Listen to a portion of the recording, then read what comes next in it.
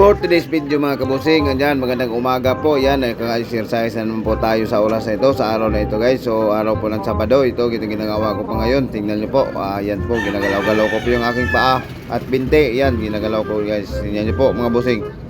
Yan, left, left, right, left, left, right, left, left, right, right, left, right, left, right, left, right, left.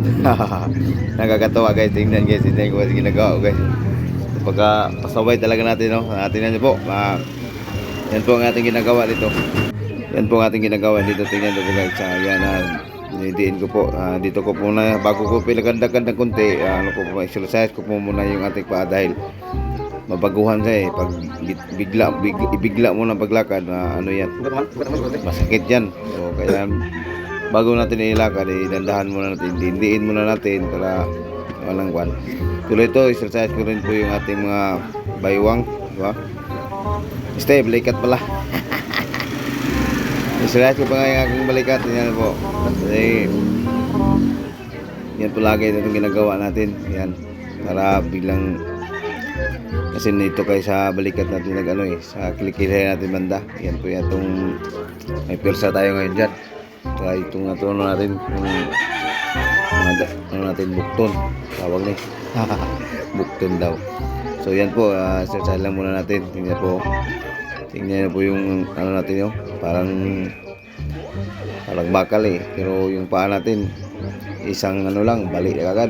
Hindi pala bakal, kahoy pala na kahoy na lapit na madudurog, lapit na igagatong. Yan po guys. Yan, huwag natin kalimutan, patuloy lang po natin yung tawagan ng Panginoong Diyos. Diyan po tayo kumukuha ng lakas sa Kanya, siya po lang yung nakakaalam sa darating sa ating buhay. Alam po natin mga pagsubok na darating sa atin, ganito talaga yung natin. Ang hirap talagang umakyat sa sa ating kinakamit na tagumpay.